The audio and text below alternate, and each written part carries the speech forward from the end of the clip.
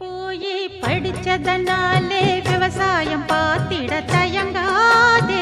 படிச்சதனாலே சோறு வந்து தானா உன் வீட்டு கதவையும் திறக்காதே. 1000 வேலை இங்கேயே இருக்கு, ஆபீஸை தேடி அலையாதே. பூமி இதில் உழைச்சா பொன்னாக கிடைக்கும், மண் மீது இறங்க தயங்காதே.